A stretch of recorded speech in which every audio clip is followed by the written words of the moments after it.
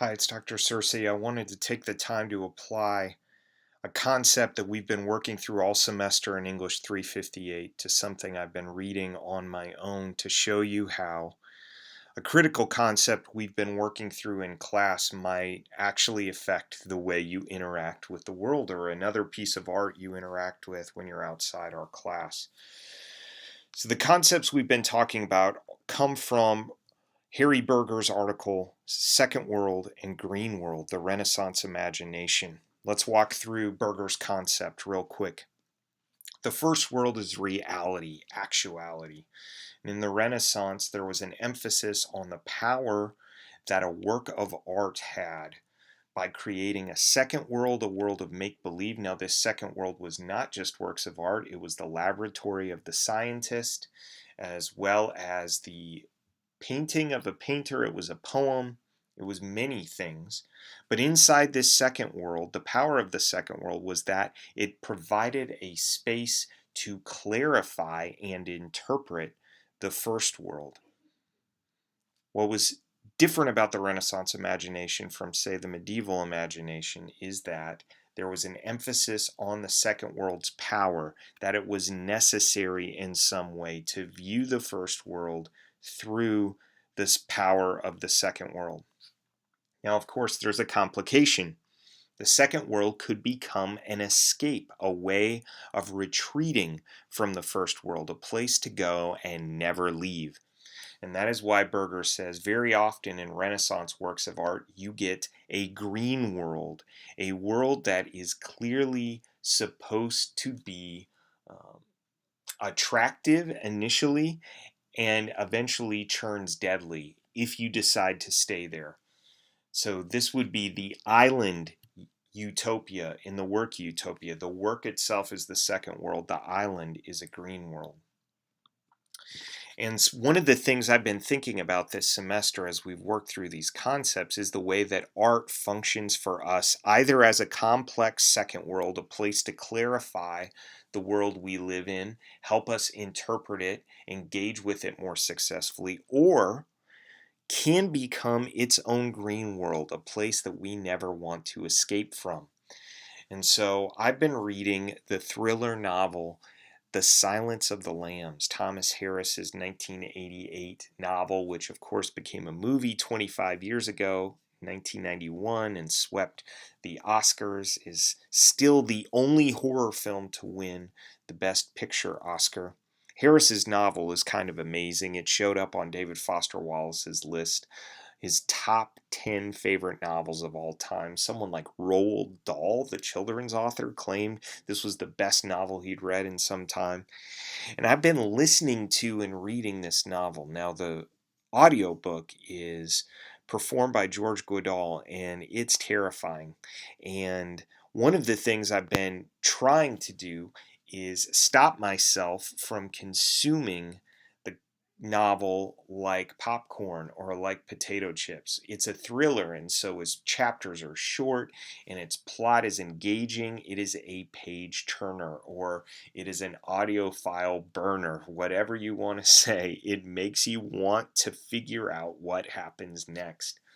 The problem is that its content is disturbing, and especially in George Goodall's audio version, he is really playing up Hannibal Lecter and Jane Gums and even Dr. Chilton's disturbing nature.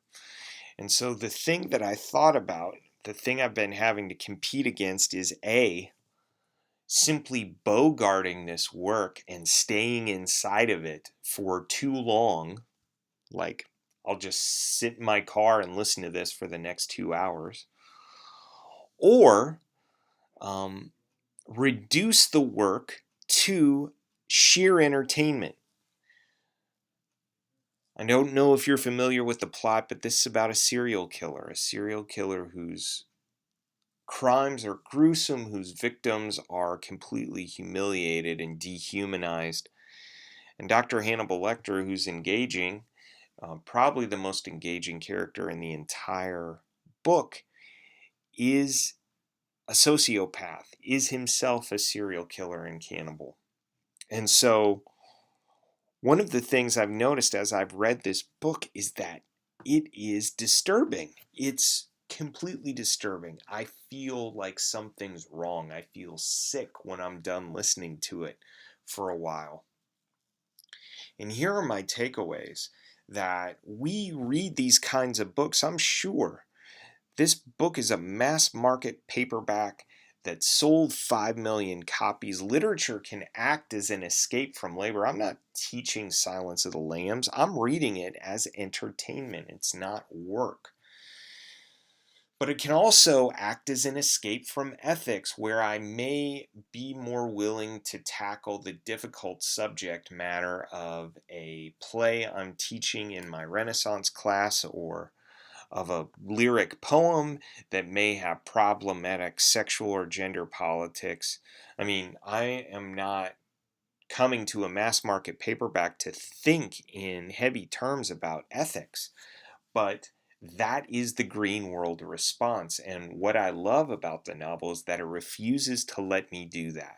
That it is giving me a complex second world that clarifies evil in some major way, that there is something about evil that dehumanizes us, that we can feel in Thomas Harris's dialogue and his narrative descriptions and the actions of both the characters who are on the side of law and the characters who are criminals, and that literature is in fact a way to think through our relationship to entertainment.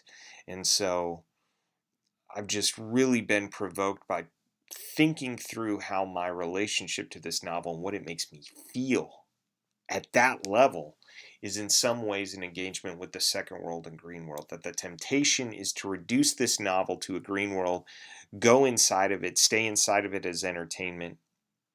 But Thomas Harris is telling me, no, you don't get to do that.